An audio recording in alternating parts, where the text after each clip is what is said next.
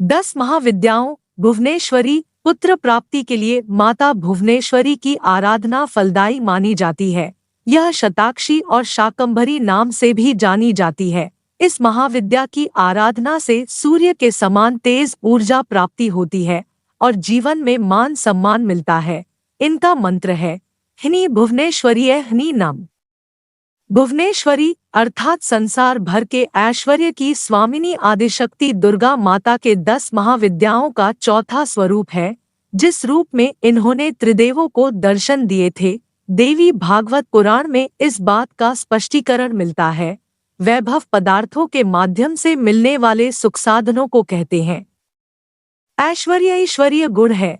ऐश्वर्य की परिधि छोटी भी है और बड़ी भी। छोटा ऐश्वर्य छोटी छोटी सत्प्रवृत्तियां अपनाने पर उनके चरितार्थ होते समय सामयिक रूप से मिलता रहता है। माँ भुवनेश्वरी इससे ऊंची स्थिति है। उसमें सृष्टि भर का ऐश्वर्य अपने अधिकार में आया प्रतीत होता है। स्वामी रामतीर्थ अपने को राम बादशाह कहते थे। उनको विश्व का अधिपति होने की अनुभूति होती थी। वह उस स्तर का आनंद लेते थे जो समस्त विश्व के अधिपति होने वाले को मिल सकता है। छोटे छोटे पद पाने वाले, सीमित पदार्थों के स्वामी बनने वाले जब अहंता को तृप्त करते और गौरवान्वित होते हैं, तो समस्त विश्व का अधिपति होने की अनुभूति कितनी उत्साहवर्धक होती होगी। इसकी कल्पना भर से मन आनंद विभोर हो जाता है। राजा छोटे से राज्य के मालिक होते हैं। वे अपने को कितना श्रेयाधिकारी, सम्मानास्पद एवं सौभाग्यवान अनुभव करते हैं। छोटे बड़े राजपद पाने की प्रतिस्पर्धा इसीलिए रहती है कि अधिपत्य का अपना गौरव और आनंद है। माँ भुवनेश्वरी ही शताक्षी और शाकंभरी देवी के नाम से विख्यात हुई। ऐश्वर्य देवी आध्यात्मिक, भावनात्मक है, इसलिए उसके आनंद की अनुभूति उसी अनुपात से अधिक होती है।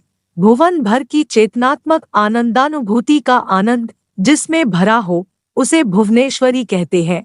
गायत्री की यह दिव्यधारा जिस पर अवतरित होती है, उसे निरंतर यही लगता है कि उसे विश्व भर के ऐश्वर्य का अधिपति बनने का सौभाग्य मिल गया है।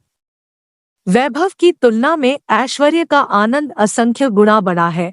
ऐसी दशा में सांसारिक दृष्टि से सुसंपन्न समझे जाने की तुलना में भुवनेश्वरी की भूमिका में पहुंचा हुआ साधक भी लगभग उसी स्तर की भाव संवेदनाओं से भरा रहता है जैसा कि भुवनेश्वर भगवान को स्वयं अनुभव होता होगा। भावना की दृष्टि से यह स्थिति परिपूर्ण आत्मगौरव की अनुभूति है। वस्तुस्थिति की दृष्टि से इस स्तर का साधक ब्रह्मभूत होता है, ब्राह्मी स्थिति में रहता है, इसलिए उसकी व्यापकता और समर्थता भी अक्सर परब्रह्म के स्तर की बन जाती है। वह भुवन भर में बिखरे पड़े विभिन्न प्रकार के पदार्थों का नियंत्रण कर सकता है। पदार्थों और परिस्थितियों के माध्यम से जो आनंद मिलता है, उसे अपने संकल्प बल से अभीष्ट परिमाण में आकर्षित उपलब्ध कर सकता है। भुवनेश्वरी मनोस्थिति में विश्वभर की अंतर्चेतना अपने दायित्व के अंतर्गत मानती है, उसकी सुव्यवस्था का प्रयास करती है। शरीर और परिवार का स्वामित्व अनुभव करने वाले इन्हीं के लिए कुछ करते रहते हैं। विश्वभर को अपना ही परिवार मानने वाले का निरंतर विश्वहित में ध्यान रहता है। परिवार सुख के लिए शरीर सुख की परवाह न करके प्रबल पुरुषार्थ किया जाता है, जिसे विश्व परिवार की अनुभूति होती है। वह जीवन जगत से आत्मीयता साधता है, उनकी पीड़ा और पतन को निवारण करने के लिए पूरा प्रयास करता है। अपनी सभी सामर्थ्य को निजी सुविधा के लिए उपयोग न करके व्यापक विश्व की सुख शांति के लिए नियोजित रखता है। वैभव उपार्जन के लिए भौतिक पुरुषार्थ की आवश्यकता होती है। ऐश्वर्य की उपलब्धि भी आत्मिक पुरुषार्थ से ही संभव है। व्यापक ऐश्वर्य की अनुभूति तथा सामर्थ्य प्राप्त करने के लिए साधनात्मक पुरुषार्थ करने पड़ते हैं।